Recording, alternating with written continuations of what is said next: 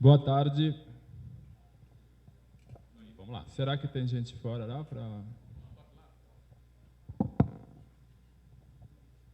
Tem como dar um toque aí com pandeiro, eu vou chamar a galera, que tecnologia que funciona assim. A gente costuma assim resgatar também tecnologias que sempre funcionaram e que estão caindo em desuso sem razão assim. E o tambor a gente é sempre referência, então carrego, né? Não precisa de eletricidade, não precisa de internet, você consegue assim chamar umas pessoas e tecnologia assim generosa, porque você compartilha assim, todo mundo pode entender como é que funciona, todo mundo pode construir isso assim. Bom, a gente apresentou um projeto que desenvolveu, implementou assim sem apoio de ninguém, e então não é um projeto que teve recurso para poder atender as demandas que a gente já levantou ao longo de muitos anos da rede. A rede atualmente faz mais ou menos uns 10 anos que existe essa iniciativa e está num patamar de cerca de 200 comunidades, que principalmente são comunidades tradicionais, quilombos. A rede tem uma ligação com a matriz africana por ter nascido numa Casa de Cultura Tainá, junto com algumas entidades lá da região de Campinas, que são entidades negras. Então, sempre buscou essa referência, sempre tentou fortalecer a luta do povo negro assim no Brasil. Eu sou siciliano, né? Então eu sou um dos esquisitos da rede, mas a rede não é racista, então. E bom, e aí a gente, inclusive eu cheguei nessa empreitada faz uns 7 anos por meio do GESAC, que é um parceiro da rede, que é um programa de inclusão digital por satélite.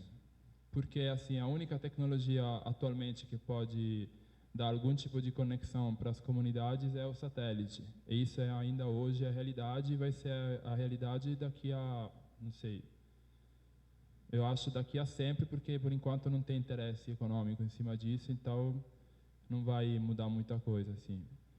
E ainda bem que não tem interesse econômico, né? Porque às vezes quando tem interesse econômico é pior ainda. E o interesse econômico é para o território, como o Davi falou bastante antes, assim. E bom, a rede atua por conta, é uma rede informal, né? Não tem CNPJ, é mais uma rede de afinidade e afetos.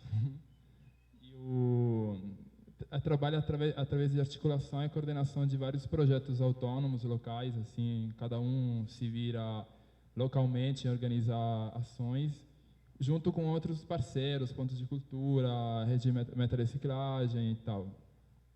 E uma das frentes que a gente sempre lidou é tecnologia, por ter uma experiência na Tainá de uso de software livre, de apropriação tecnológica, sempre teve uma visão de liberdade, então a autonomia é a base para isso, né? Uma das práticas que a gente usa para compartilhar conhecimento a gente chama de pagelança quilombólica digital, que são encontros de vivência mesmo, não é formação, é troca de saber. E teve vários, assim. Aí, assim, na real, nesses encontros, a gente, por exemplo, eu dei várias oficinas nesses encontros, mas acabei aprendendo muita coisa, assim, em vez de ensinar coisas, assim. E uma das questões principais, que eu acho que é até o foco principal que eu queria compartilhar com vocês hoje, é que foi um aprendizado que as comunidades transmitiram, a questão da terra. As comunidades, se for quilombola, indígena, ribeirinha, todo mundo sabe que a primeira luta é a terra. E a gente lidando com essas várias ferramentas e tal, sempre batia numa questão que a gente não tinha terra para poder construir e usar essas ferramentas, para poder plantar. E aí a gente começou a chegar num conceito meio que eu chamo de terra digital, assim. E sem terra você não tem território. Se você não tem uma terra onde você poder exercitar a sua cultura, você não chega até um território, né? Mesma coisa com a esfera digital. Se a gente não tem uma terra onde poder plantar as ferramentas e tal, você não pode ter liberdade, autonomia, não pode construir um território digital que atenda à sua cultura. Nesse sentido, isso nasceu por uma questão também de necessidade, né? Porque a comunidade não tem banda larga, né? Então a gente teve que meio de maneira forçada recusar esse modelo que está chegando e tentar pensar um outro modelo, né? Bom, a gente lida com várias ações. Essa daqui é a construção de geradores com material reciclado, a partir de imã de HD. Essa é a construção construção civil, né, com materiais locais, bambu, adobe, telha de fibra vegetal. A forma vem de o professor da arquigrafia falou ontem que o Le Corbusier propôs o caracol, né? Na real, isso daqui na África já existia há muito tempo, né? Como muita coisa muita tecnologia vem da África, só que alguém etiquetou e virou romano, grego, francês. Mas assim, o caracol tem até um vídeo interessante do Ron Eglash que fala dessas coisas, de como na África tudo é feito por fractais, né? A partir do primeiro elemento sagrado no centro da comunidade é reproduzido até construir toda a cidade, a vila do... Enfim, esse daqui é um trabalho que a gente fez e está terminando ainda, mas já está na primeira fase. Tem a parte, o octágono está feito, a gente vai fazer ainda a volta, que vai virar um caracol.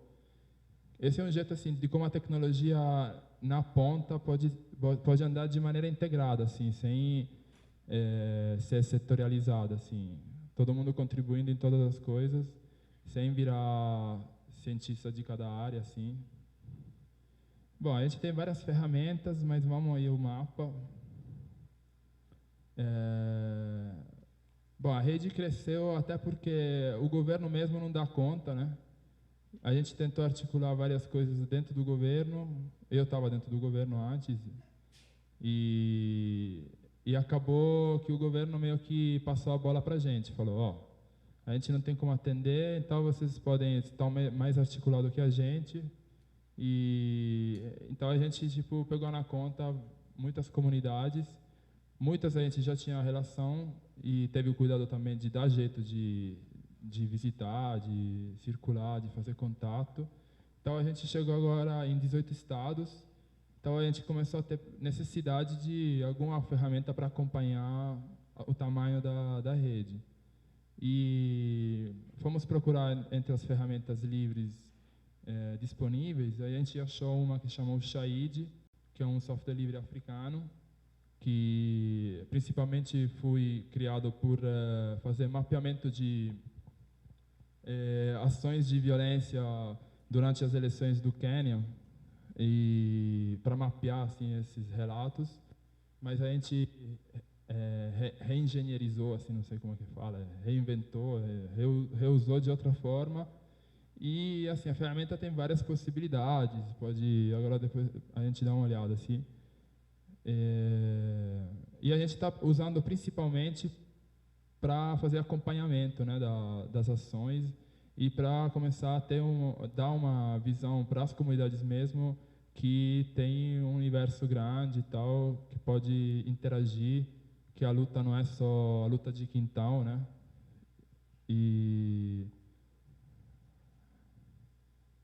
Esse uma tela aí do...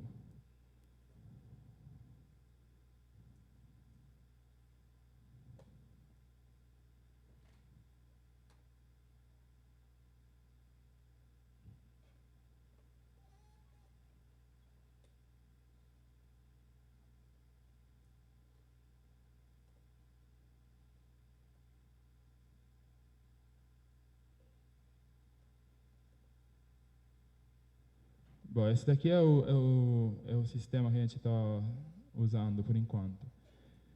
Que assim, eu não queria nem ficar falando muito assim, porque é um sistema, um software livre, está lá na internet, a gente customizou, não fez muitas alterações, tá bacana, assim, dá para já fazer várias paradas. A gente tentou até... O governo não tem isso, assim, a gente tem esse sistema e propôs para o Ministério, por exemplo, das Comunicações, a gente usar junto, porque a gente já tinha feito isso, já tinha implementado isso, para acompanhar, porque o governo não tinha isso. Aí não rolou. Burocracia, blá, blá, não funcionou. Então, assim, a gente montou uma ferramenta que atenderia mais às necessidades do governo, inclusive, porque aí é um negócio que eu quero focar mais, assim, até abrir a discussão, porque as comunidades sempre estão no mesmo esquema, não tem conexão razoável para fazer qualquer coisa. Assim. E não é só comunidade quilombola, até periferia está no mesmo patamar. Assim. Mas, assim, essa ferramenta está na mão, assim, então não preciso eu explicar o que é, acho. Se alguém quiser saber, eu com certeza vou dar dicas e tal. A gente chegou a fazer um produto mais ou menos legal, com um mínimo de help, categorias e tal.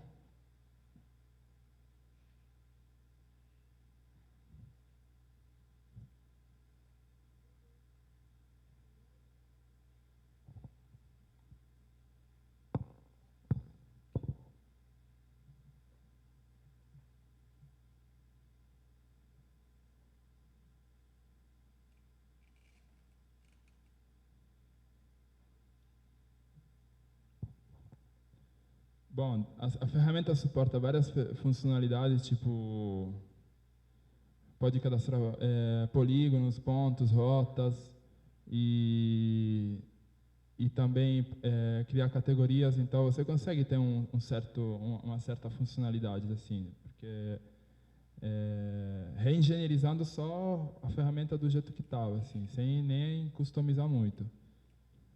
Dá para até subir fotos, criar novos campos, inclusive, já na ferramenta mesmo. Bom, aí a gente tem outras ferramentas que a gente usa, que é o Wiki.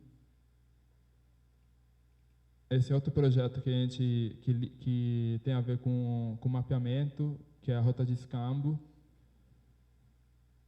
para fortalecer assim a troca de produtos, materiais e imateriais.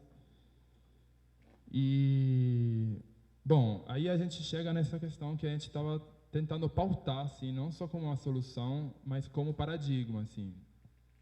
E a gente já teve em vários encontros com os parceiros que estão há vários anos lidando com a cultura digital, com tecnologia no Brasil, de tentar inverter de novo a lógica e a pirâmide, assim, para tentar partir da base, assim. E a ideia é justamente de começar a ter terra onde poder plantar que seja diretamente no controle e na gestão da gente. Então, assim, a primeira ideia nasceu porque vários pontos da rede têm muito conteúdos audiovisuais, que são linguagens que são mais aceitas pelas comunidades, né, de tradição oral, e só que esses produzidos pelas comunidades, porque muitas comunidades têm ponto de cultura, teve ações, se apropriaram, né, dessas linguagens, e só que esses materiais não circulam, porque, bom, não circulam, né? Você sabe que esses materiais não vão para a televisão, não vão para a rádio, e ainda mais numa comunidade afastada e tal, que tem internet daquele tamanho. Então, teve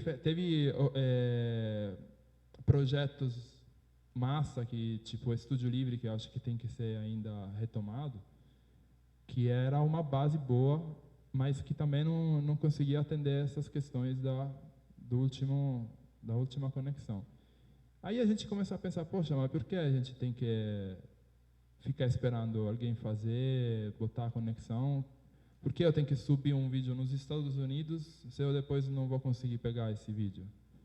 Vamos tentar ter um jeito de ter os vídeos aqui, mas de uma maneira estruturada, e que a produção que está já engenho, assim, tem já muita produção, começar a fazer circular de maneira estruturada.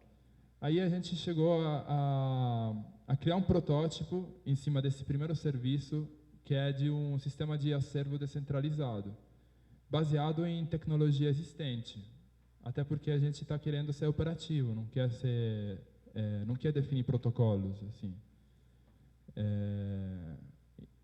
Resgatando o histórico da internet, que a internet nasceu como rede de redes que cada rede atendia a sua necessidade, né? Tinha a rede acadêmica que atendia bem a sua necessidade. E eles não tinham que trocar ideia com o governo, assim, eles faziam o que eles precisavam, e depois chegou uma hora que essas várias redes falaram, poxa, vamos dar jeito de botar essas redes para comunicar. Aí a prática não era a prática de hoje, que você define uma API, um API e um TOS, um termo service, um termo de uso. A prática era o RFC chamado, Request for Comments, que é pedido de comentários, que já é totalmente diferente, né? Termo de uso você aceita ou reclina. Pedido de comentário, vamos ver como é que a gente faz, de maneira aberta e tal. Enfim, nesse sentido, a gente começou a trabalhar em cima disso, e agora está no ponto de ter um protótipo e de ter galera já querendo implementar isso em vários lugares no Brasil. A gente trabalha com mais ou menos 3 áreas, assim, uma que é a área de núcleo de pesquisa e desenvolvimento digital, que lida com a questão de desenvolvimento de tecnologia e criação de documentação nisso. Uma área que é núcleo de produção de conteúdo e pedagogia, que é quem sistematiza conteúdos culturais e pedagógicos. Esses 2 núcleos são assim, virtuais, no sentido que são na rede, assim, não tem um lugar fixo, assim. E os núcleos de formação continuada, que são comunidades mais estruturadas, espalhadas, tem cerca de 10, assim, galera que assumiu a responsabilidade de ser multiplicador regional, assim, de dar formação, de dar apoio para as comunidades da região, já tinham esse papel, né?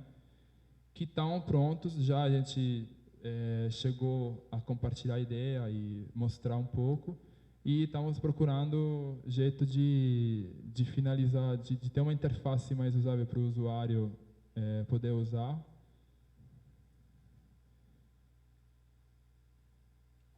Aqui tem algumas dicas de o que a gente está usando, que é um sistema criado pelo Linus. Eu acho que a dupla Linus e Stallman segue bacana, assim, porque Richard Stallman e Linus Torvalds sempre andaram na paralela, mas sempre vão juntos, eu acho. Porque o Linus, na época, criou o kernel do Linux, mas ele não cuidou do ambiente, do todo o resto, né? E nunca assumiu a questão política, assim, que nem o Stallman faz. Ontem o Stallman estava lá em São Carlos falando que acho que agora a fala do Stallman é uma das mais concretas, assim, mais diretas, assim. Falou, a gente já está na sociedade de controle e as pessoas já assumiram isso, já aceitaram isso. Então, agora, não sei. Mas aí, por outro lado, o Linus, na paralela, o que ele fez? Ele fez o Git. O Git, o que é o Git? É uma ferramenta para você ter o mesmo conteúdo, que no caso era o código do kernel, então é texto, o mesmo conteúdo, vários clones desse conjunto de informações. E por quê? Porque tem desenvolvedor que tem que trabalhar em cima do mesmo conteúdo de maneira autônoma, independente, espalhados em vários cantos do mundo. Só que esses conteúdos vão crescer, vão ser alterados e uma hora precisam juntar de novo. E é muita coisa, né? O kernel do Linux são milhões e milhões de linhas de código. Então, o cara desenvolveu uma ferramenta que é muito boa para lidar com esse paradigma, né? Nesse sentido, a gente resgatou o Git e fui procurar uma ferramenta aqui, porque o Git é otimizado para código, que é texto. Sendo que o primeiro objetivo da gente era servos, que são arquivos binários, vídeo, áudio e tal. A gente procurou se tinha alguma coisa para isso, e tem. Inclusive, chama Git Annex, que é uma extensão do Git, ou seja, ele é também um Git. Então, tem todas as potencialidades dessa ferramenta, que já desenvolveu um universo em volta dele. E o cara é engraçado porque o cara tem... Bom, é um desenvolvedor do Debian, ele mora no mato. Aí você vê por que o cara desenvolveu isso, né? Ele mora no mato. Porque ninguém pensa nessas coisas, porque todo mundo que tem acesso ao desenvolvimento, a recursos para desenvolver, conhecimentos e tal, normalmente não está em contextos diferentes da cidade, da universidade e tal. Então, o desenvolvimento tecnológico e a cultura digital é norteada só por poucos, pelos mesmos paradigmas, e eu acho que isso não pode ser aceito no Brasil, né? Porque o Brasil tem uma riqueza cultural, uma riqueza de paradigmas ainda, culturais e tal, que precisam ser representados na esfera digital. E aí esse cara aqui, ele mora lá no mato, e a companheira dele trabalha com permacultura. Achei assim, interessante que o cara que chegou a fazer uma ferramenta dessa tem uns paralelos com o que a gente está fazendo de outra forma, né? Tipo, sem a gente ter... Bom, por que eu estou falando disso? Porque eu acho que o mesmo paradigma que a gente que chegou a prototipar para um acervo digital pode ser aplicado a várias questões, assim, que inclusive são questões que estão sendo colocadas a nível de marco civil no parlamento, tipo a questão de segurança, neutralidade da internet, privacidade, que tem a ver com o mapa, né? Porque, assim, você mapear todas as comunidades quilombolas, por um lado, você está fazendo um favor para os caras que estão querendo terra, né? Recursos. E o Brasil está, né? Tá com uma máquina que está crescendo, está querendo mais recursos, então pô, você fornece para eles, para quem está querendo isso, um mapeamento detalhado de onde fica onde, muito perigoso, assim. Por um lado de controle e tal, de segurança. E tem a questão, por exemplo, de filtrar os conteúdos, porque senão você vai ter um mapa poluído pra caramba e não sabe como é que filtrar as coisas. Aí tem questões de... Enfim, várias questões que tem jeitos de você lidar com ela, não a nível de lei, de protocolo, a nível estrutural, assim, mudando o paradigma. E a gente, assim, criou uma proposta metodológica, assim, para o acervo que acho que pode ser, que pode atender também um sistema de mapeamento. Eu vou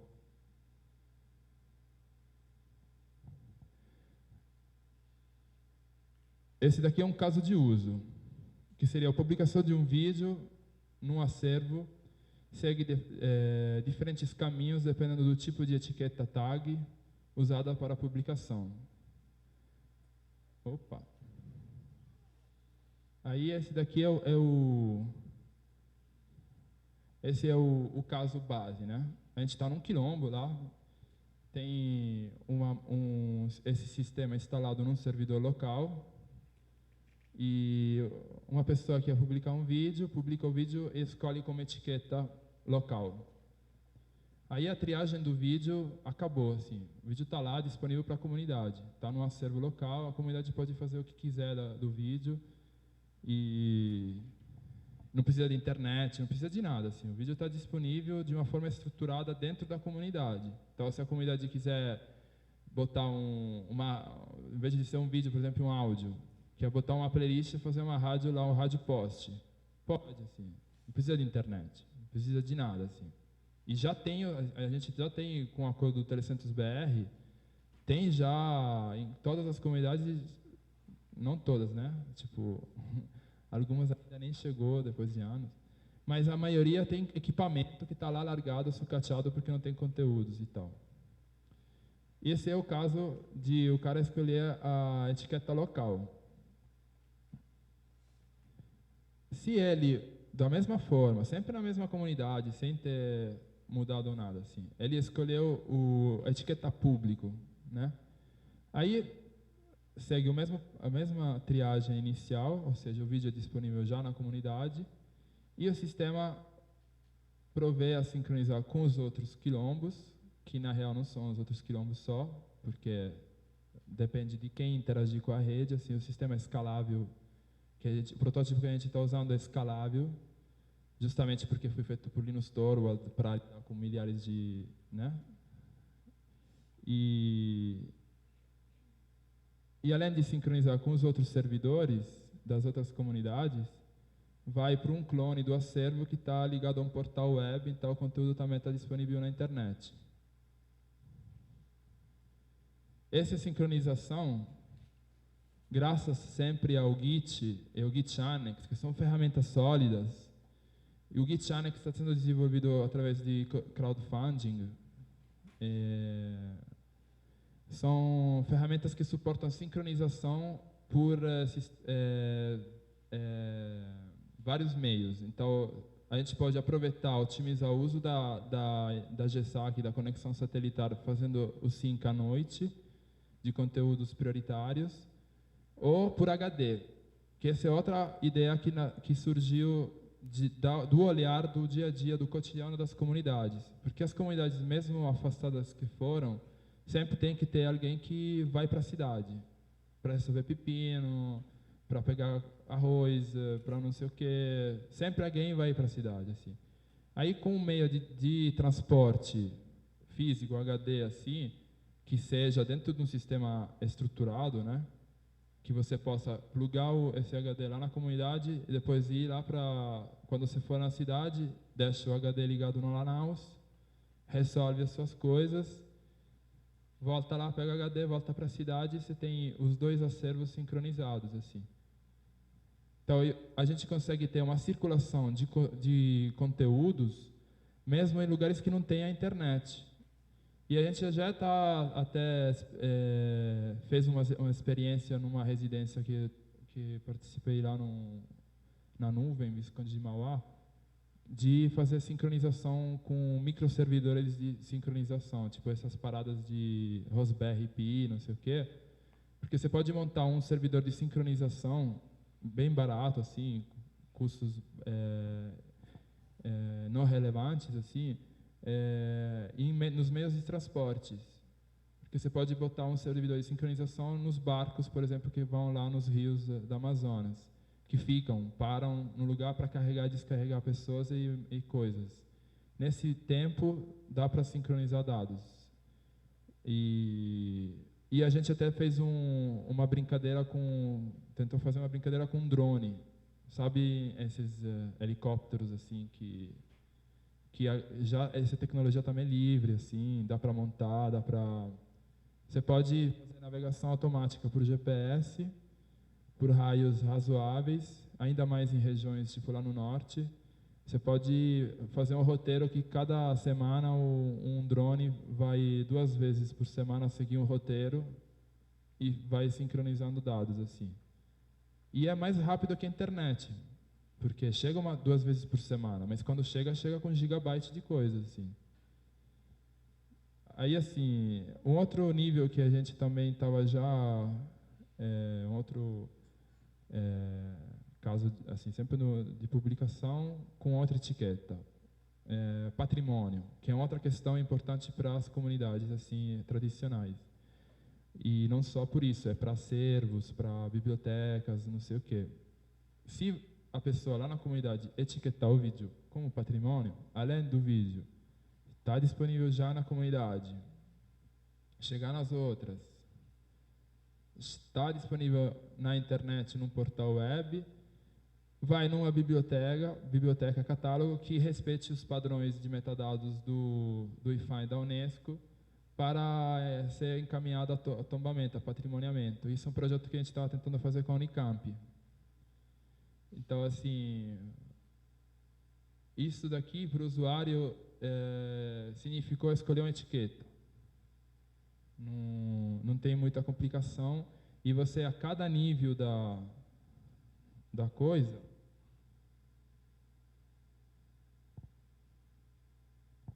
você pode fazer avaliação, né?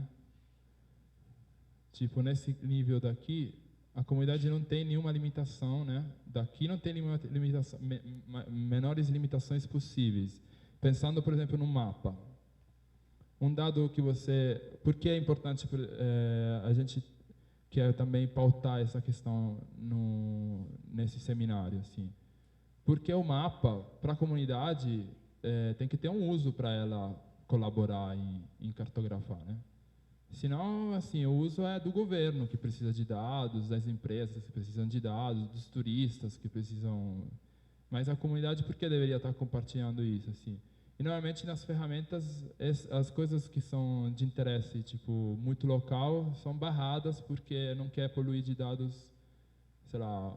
De repente, o cara quer colocar onde ele plantou mandioca, que não é um dado interessante vai começar a poluir assim o mapa do sistema de informações nacionais culturais, né, de índices culturais. Mas para ele é interessante. Aí assim, nesse caso você teria como deixar o uso mais livre para a galera lá na comunidade e começar a chegar só os conteúdos que você pode, nessa passagem de um nível para o outro, você pode colocar, aí sim, questões de protocolo, não protocolo, de validação, né? Que isso se dá pela referência de quem te manda a informação, porque ao final não é só um usuário, é um coletivo que está te mandando. Você vai validar porque você sabe que da Tainá 90% dos dados que a gente envia fazem sentido. Então, assim, você não precisa fazer coisas muito rígidas, você pode criar uma federação, entendeu? Você pode ter uma confiança diferenciada, assim. E tem a questão da sensibilidade da informação. A informação que é sensível nem sai da comunidade. Aquele dado que é perigoso sair, nem vai sair da comunidade, vai ficar lá armazenado num servidor local.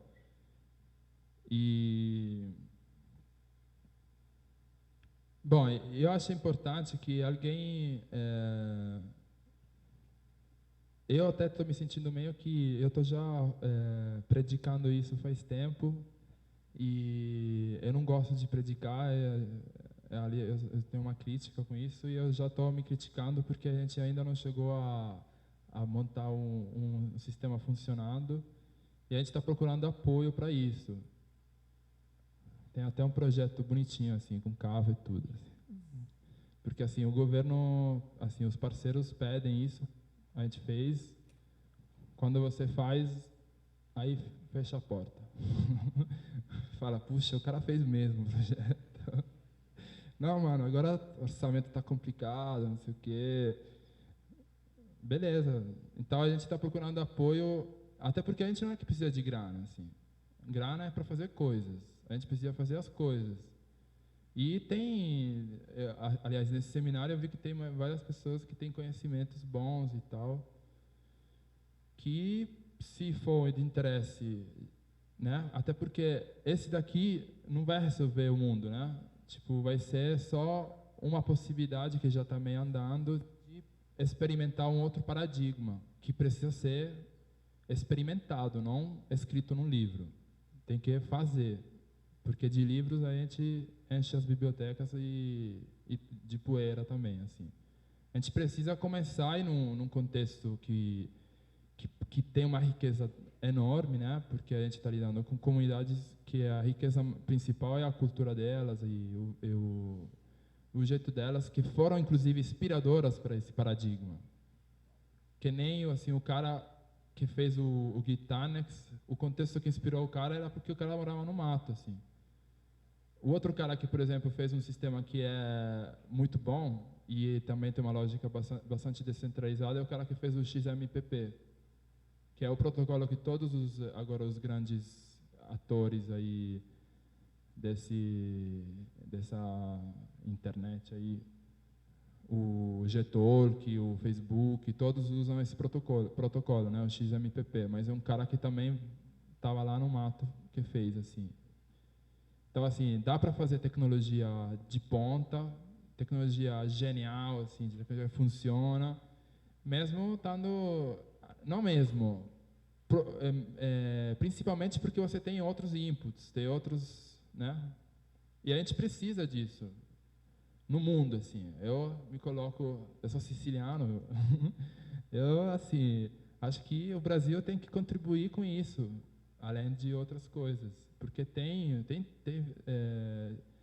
teve muito trabalho, e esse trabalho não teve em outros lugares. Os trabalhos de experimentar com essas linguagens de maneira crítica, e de ter ainda umas culturas vivas que vivem seguindo um jeito que a gente está tentando agora escrever nos livros, etiquetando com economia criativa, mas eles já faziam isso, já fazem, ainda fazem, e precisa aprender e seguir juntos, entendeu? Aí, o que mais?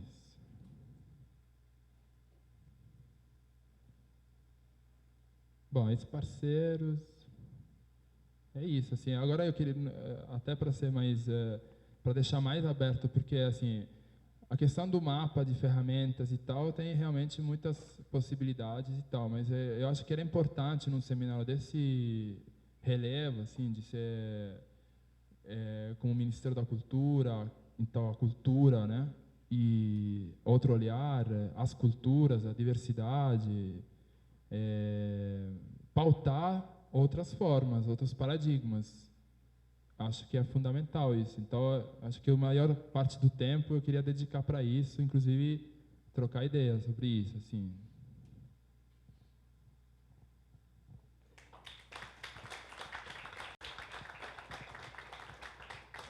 Bom, eu posso dizer aqui fiquei bastante satisfeito, realmente uma perspectiva diferente. Fiquei principalmente impressionado com a sincronização dos acervos com drones. Isso aí realmente... Fizeram isso mesmo para valer?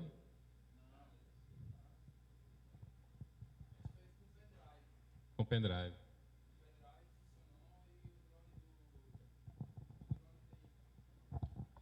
Bom, o drone tem ainda não, o GPS não tem uma precisão para você fazer um voo dentro de um contexto meio que tem que ter um campo aberto para você descer com um drone de maneira automática, né?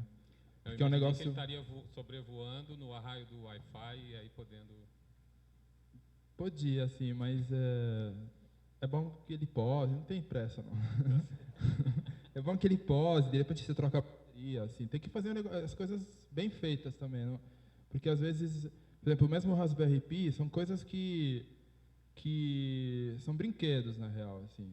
E você vai ver, é bom para experimentar em casa e tal, mas se você quer fazer realmente, ser o meio de transporte de comunicação para uma comunidade, tem todo dia de ser tecnologia de ponta, assim, bem feita, assim, bem investir mesmo, né? Porque isso é inclusive é algo que falta no entendimento das comunidades, porque nunca se apropriaram daquilo, nunca entenderam aquilo como funcional para a comunidade. Então não investiu, não quer investir. O Telecentro sucateia porque não tem funcionalidade, não tem uso. Por isso que o primeiro foco é o acervo, é a memória digital da comunidade, para ela entender que tem custo isso. Tipo, você quer manter o seu acervo, você quer entrar na esfera digital, você quer armazenar todas as suas memórias digitais, você vai ter que manter isso, assim. Isso entra também, lida com a questão da sustentabilidade da coisa. A gente montando o gerador elétrico, a gente vê qual é o esforço para fazer isso. Você vê qual é o tamanho da eletricidade que sai. Aí, você vai ter que questionar, assim, o que dá para fazer. Tipo, a gente pode botar uma geladeira. Pode botar 7 geladeiras. A gente botou 7 casas, luz em 7 casas com gerador elétrico. Mas não dá para botar 7 geladeiras. Como não dá para sustentar o modelo de cultura que estão propondo para a gente, assim, que é de publicar milhões e milhões de vídeos por segundo, de horas de vídeo por segundo, assim. Não, milhões de horas por segundo não, assim. Mas é muita coisa, né? E para quê, assim? Qual é, assim, a funcionalidade disso? Qual é a necessidade disso, assim? Aí, bom, a gente conseguiu com pendrive. A gente tinha 2 casas lá na Serra da Mantiqueira, em Visconde de Mauá, e tinha 2 redes locais que não tinham conexão uma com a outra, e a galera ficava uma parte lá, uma parte na outra casa. Aí, à noite, os caras que voltavam para casa plugavam o pendrive, e os 2 acervos, inclusive a gente fez até uma brincadeira com uma ferramenta chamada Hot Glue, que é para fazer sites de maneira visual, que ela não usa banco de dados, usa arquivos. E o Git consegue fazer o merge sozinho. Então, é um universo para ser explorado, entendeu? Porque você tinha um site no lugar que tinha, por exemplo, 2 caixinhas numa casa, um dia, né, numa versão X, até aquele ponto, e na outra casa já estava com 4 caixinhas. Aí quando você faz o merge, deu 6 caixinhas, entendeu? Então é muito doida como possibilidade, assim. E usando uma ferramenta sem mexer nela, entendeu? Porque já era feita de um jeito que batia com a lógica do Git. E, enfim, aí funcionou, né? O negócio sincronizou e foi uma experiência importante porque fui com pessoas usando, não fui só em laboratório, assim. Vince, eu queria ouvir você falar um pouco a respeito do processo de participação em si da galera quilombola, né? Esse mapeamento que foi feito agora, né, que vocês agora não, mas que está aí disponível, foi feito por eles, foi pensado por eles, e como é que é daqui para frente, né? Eles já sabem o que eles querem mapear? Bom, na real, daqui para frente a gente está discutindo junto, né, Ana? Bom, a gente tinha 2 representantes por edital, né? A gente convidou o IT3S, porque eles têm uma ferramenta bacana que estão desenvolvendo eles, em software livre, já está disponível no repositório online, que a gente está pensando de adotar, mas que a gente está discutindo como essa ferramenta entrar num patamar desse paradigma, assim, de poder funcionar localmente, né?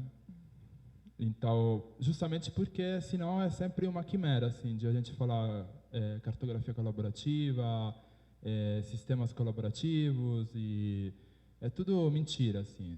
A galera da comunidade não vai ter acesso, vai ficar de usar uma conexão devagar, não sei o quê. Então, assim, a gente tem que mudar, assim, não tem conexão, e aí? A gente vai ficar parado, assim, vai esperar? Não, vamos fazer de outra forma, assim. Esse projeto que a gente fez a gente, assim, não teve nenhum apoio, então a gente fez chamando a galera nos núcleos, nas comunidades que já tinham mais conhecimento porque, assim, na rede tem galera que participou de vários projetos, programas, e a gente não sei lá, não é tudo, integrou várias ações, então tem gente que manja um pouco dessas linguagens, e fui dando um apoio, assim. A gente customizou minimamente o Shahid e montou, assim, pegando dados que a gente tinha, dados do Telecentros-BR, dados do GESAC, e que são os 2 convênios, termos de cooperação que a gente tem assinado com o governo.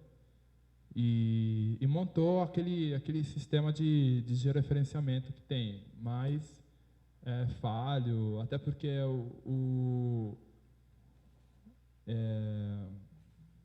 a importância do mapeamento para a rede é de gestão do território.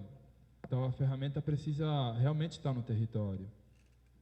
Por quê? Porque você, por exemplo, se você usar o mapa, mesmo querendo usar o Google,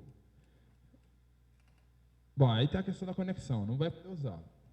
Mas imagina que pode usar, porque tem conexão boa. O Google não tem normalmente imagens de qualidade fotográficas dessas áreas. Então você não vai conseguir fazer um mapeamento bom com a comunidade colaborativo. Se você tiver um sisteminha lá, local, com 10 tiles aí de foto, que dá para fazer também com um drone, entendeu?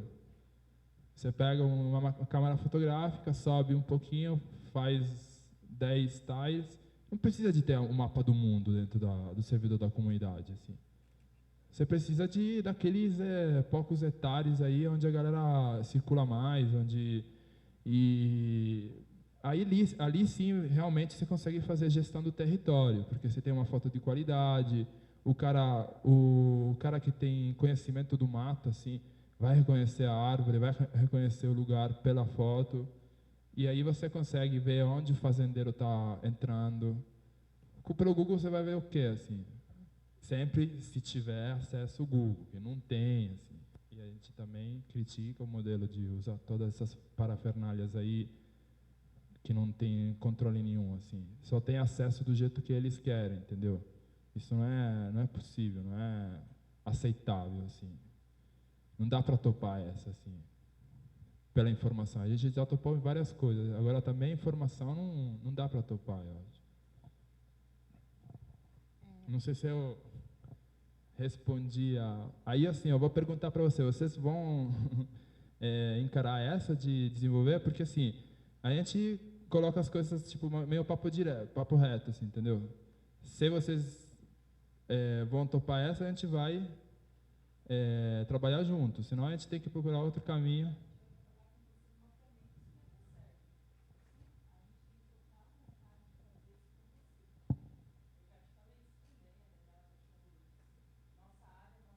Não, eu estou falando assim, de entender que o mapeamento não faz sentido se não tiver conexão, fazer um sistema online.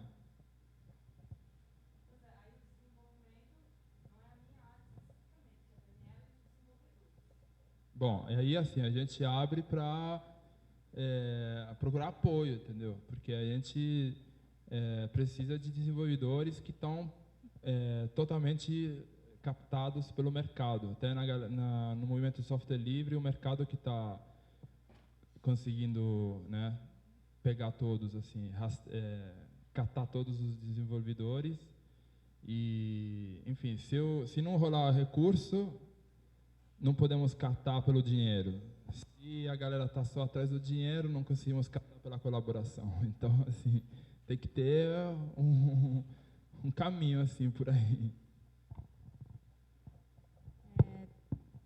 Assim, é muito brilhante, assim. Eu acho que é muito bom escutar algumas coisas que tiram o nosso próprio eixo, sabe?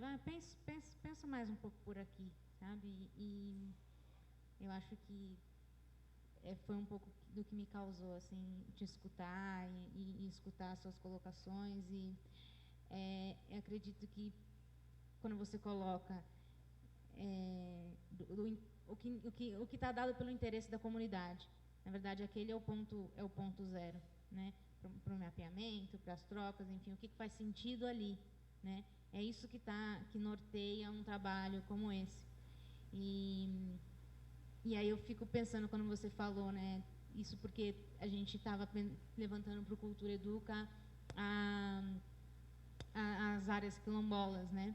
E esse mapa não existe da Brasil inteiro, todo delimitado, certinho, e aí eu estava atrás dessa ideia e tal. E você coloca, mas você coloca a contraposição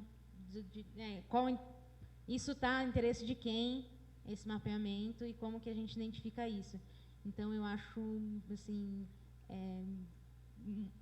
me abre na verdade, assim, não tenho uma pergunta ou uma questão, mas aqui me abre uma colocação para a gente voltar a pensar essa questão das ferramentas estão em função do quê, e que não faz sentido você falar de cartografia colaborativa se a ferramenta não está onde as pessoas estão, ou a ferramenta está numa esfera em que as pessoas não alcançam, ou está atendendo a um interesse que não é o interesse delas. Então, eu acho que esse é o tipo de coisa que, às vezes, quando você está num centro urbano como São Paulo, onde tudo acontece, etc., você perde, às vezes, até esse fio da meada. E aí, não que ele não exista, porque eu tenho que estar ligado aos interesses, realmente, daquela comunidade escolar, ou etc., mas eu acho que o trabalho com comunidades, né, tradicionais, enfim, isso pega muito mais forte, né, porque, enfim, é uma constante luta aí por uma questão de identidade, de valores, de vida e tal. E, assim, que demonstrar que, assim, tem interesse em diálogo, assim, para a gente... Porque, assim, a gente tem buscado alguns pontos para tentar algumas coisas, como eu propus para o pessoal lá, alguns testes, alguns pilotos, algumas ideias para ver, enfim, questão dos potenciais pedagógicos, por exemplo, é isso que você falou, não chega a internet lá, mas também não chega em vários outros lugares, não é só lá no meio do mato, entendeu? E aí algumas experiências assim, na verdade, traz o que é mais interessante, é o poder fazer. O poder fazer está na mão da comunidade, entendeu? Então, assim, não tem uma construção simples, né? Simples, mas tem que ser de ponta, não é que é simples porque não tem a qualidade, mas porque não precisa ser mais do que a gente precisa, enfim. Então, acho que seria muito interessante, assim, estreitar o diálogo, porque a gente tem muito interesse. Acho que o valor pedagógico disso, assim, é inestimável. Eu vou chamar a atenção para o nosso horário, tá? Mas eu quero reforçar também que eu me senti da mesma forma impactado. Eu também moro no mato e também tem pouca internet, apesar de, né, parecer diferente, enfim. Bom, para o diálogo, a gente está assim, colocando tudo no Wiki. Todas essas ideias foram compartilhadas o máximo possível. E o diálogo é a coisa principal, porque não é uma ferramenta que vai solucionar, é a gente pautar um paradigma diferente que precisa de gente trabalhando em várias coisas, assim, não é precisa ter alguma coisa já operativa para começar a experimentar, não ficar falando. Isso é urgente.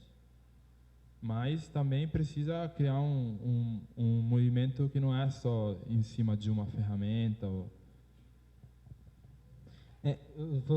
Murilo pediu para ser bem rápido. E assim, tem até um pouco a ver essa discussão, para mim, passa um pouco da minha história de vida. Assim, eu nunca morei mais de 3 anos no mesmo lugar.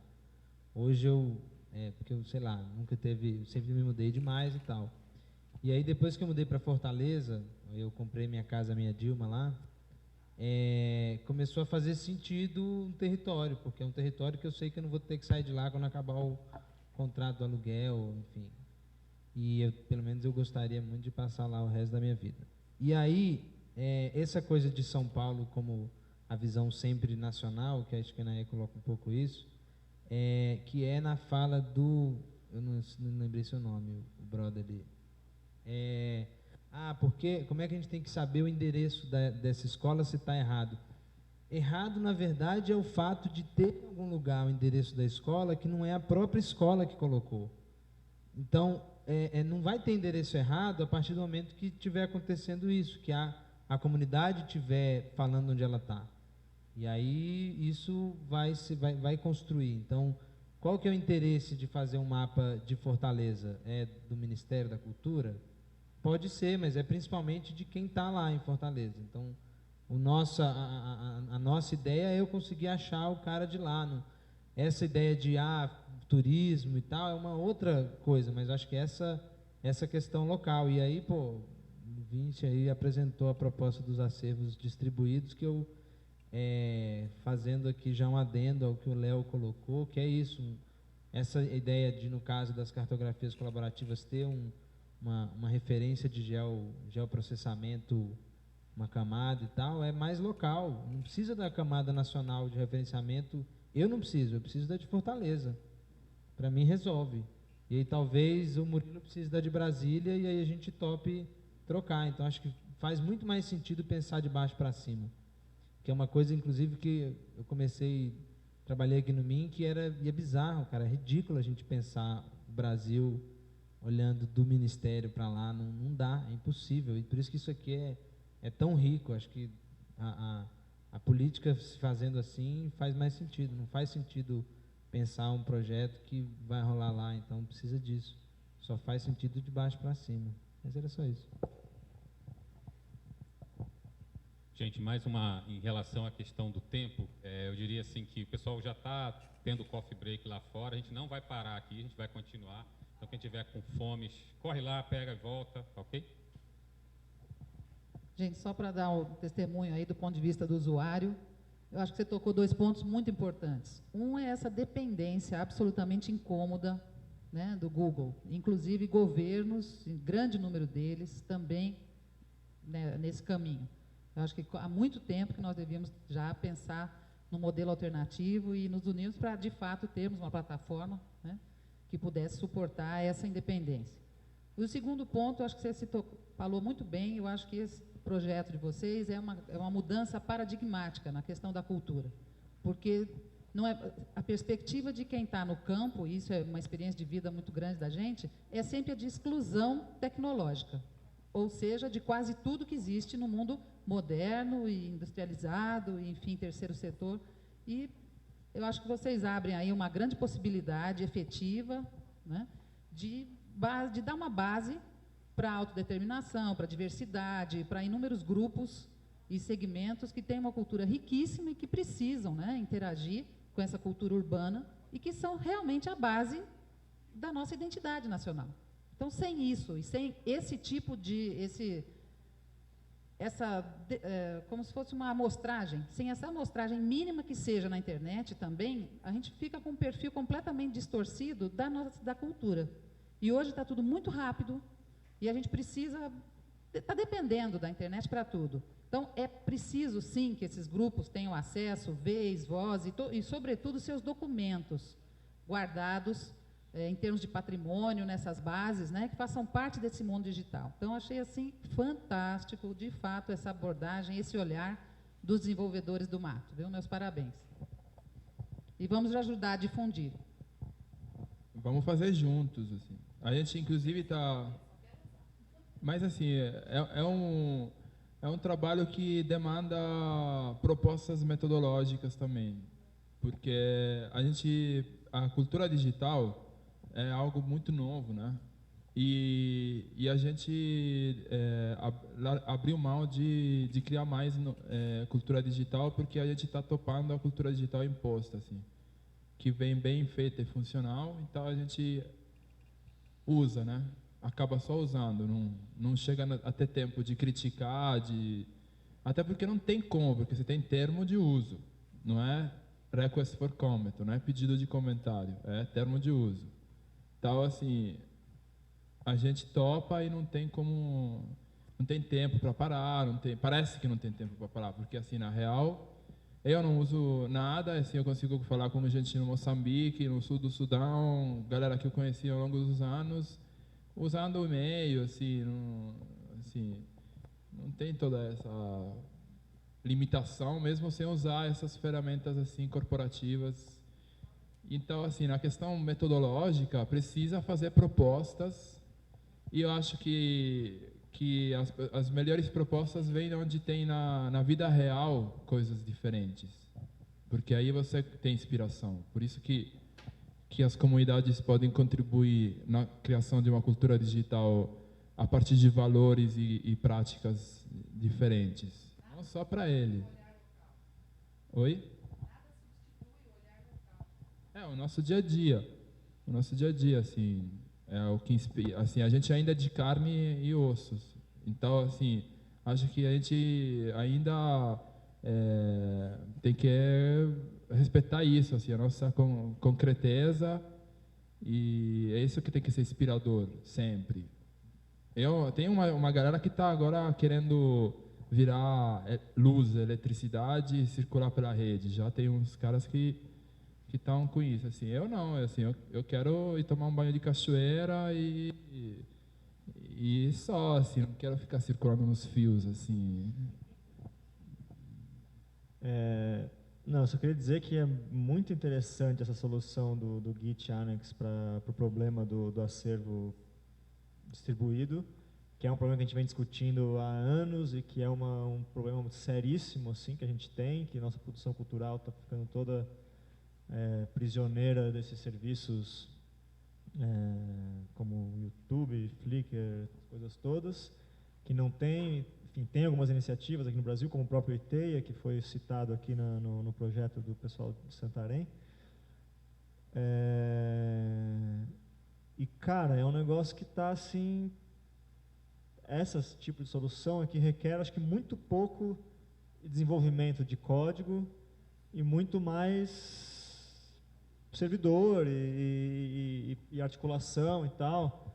Eu acho que, não sei se é o caso de a gente voltar lá, bater na porta da NRNP e falar, olha, vamos fazer um protótipo aqui, põe um servidor no ar, já fazer isso daqui, aí faz uma interface web legal de busca e tal, cria ali um padrãozinho de metadado para colocar junto com cada coisa. O metadado, inclusive, como o Git já trata arquivo de texto, o metadado pode ser editável e você tem versionamento de todas as edições de metadado, como um wiki, pode dar merge, se duas pessoas editarem o metadado em momentos diferentes, enfim, e está pronto isso. A gente tinha que correr. Só precisa fazer o acabamento para a gente usar, não a gente, assim. A galera começar a se apropriar das coisas. Claro, precisa porque fazer a gente consegue usar, mas tem que ter um mínimo de um acabamento para começar a ser preenchido, usado e na prática ver o que dá isso. Sim, fica fácil de cada um fazer o seu recorte. Eu não quero baixar o repositório inteiro na minha máquina, mas eu quero, por exemplo, sincronizar a minha pastinha. Então, para essas questões que a gente já experimentou muito, a gente vai lançar. Pelo menos vai lançar. A gente está chamando, está propondo.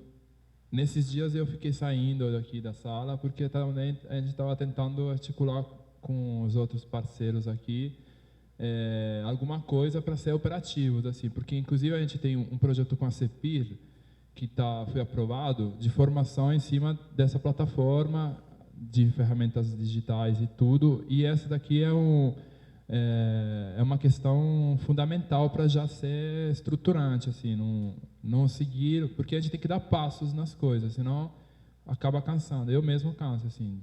Se a gente fica de novo fazer só oficina de wiki, não sei o que, não, a gente falou que tem que ter um sistema de difusão, vamos fazer, pô. Senão, o que a gente faz? De novo, encontro falando que tem que fazer um sistema de difusão de conteúdos e de armazenamento. Então, assim, a gente está fazendo um corre danado com os parceiros possíveis e imagináveis e, possivelmente, no final de janeiro, a gente está tentando chamar um encontro da galera tech e tal. Possivelmente, vai ter o apoio da comunidade Python, porque esse vai ser um ano importante aqui em Brasília, que vai ter duas conferências grandes de Python, assim, a PyConf Brasil e PloniConf Brasil vão ser aqui, mas não significa que tem que ser em Python, coisas desse tipo, mas a gente vai fazer um encontro justamente para lidar com tecnologias assíncronas, descentralizadas, assim. Redes federadas eventualmente conectadas é um outro título que a gente... Mas, enfim, mais ou menos é o que... E, assim, tem alguma participação já que foi proposta pela CEPIR, pela Secretaria Nacional de Juventude, talvez a Fundação Banco do Brasil e os parceiros mesmo da comunidade Python e tal. Então, assim, acho que isso pode ser um momento técnico até tentar lançar algum como modelo, porque justamente é um problema isso da comunidade de software livre, não a comunidade, a galera que tem conhecimento ser todo mundo captado pelo mercado e não conseguir poder apoiar mais em questões sociais Então a ideia era de chamar esse encontro e ver de bancar algum desenvolvimento já na tipo sprint, já, entendeu?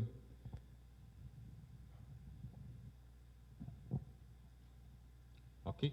A gente pode organizar esse encontro juntos. Eu tenho interesse. Bora. Então, na palestra anterior, teve uma pergunta que foi do internauta, do Luiz, eu até conheço ele, que ele falou do uso dos VANTs para poder fazer essa camada de mapeamento e geração da parte de mapas, né? E aí foi até legal você falar dessa questão da tecnologia, até explicar que, na verdade, assim, o uso da tecnologia que a gente tem não é o ideal. Dá para fazer algumas coisas, mas não é o ideal. E, querendo ou não, a gente aqui no Brasil, a gente forma muitos engenheiros, softwares e tudo mais, mas a gente não tem esse hábito de criar tecnologia.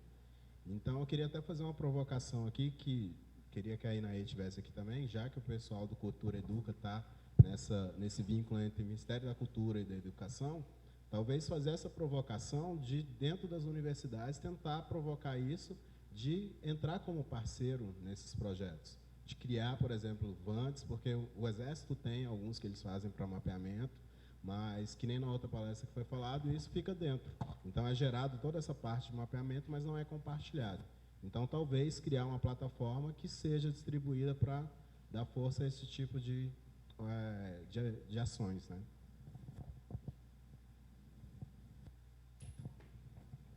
Ok? Só para encerrar aí. Bom, então para encerrar, quem está no operacional de querer participar, quem vai cuidar, acompanhar aqui em Brasília vai ser o Farid. Você conhece o Farid, José? Que é ligado à rede, é ligado, você conhece. Agora organizaram o Blender Pro, encontro de... Mas eu estou pegando teu e-mail e a gente já vai abrir. Tá? E assim, aqui agora fora a gente segue, e pouco, porque tem que pegar o avião. O que mais? Isso aí. Valeu.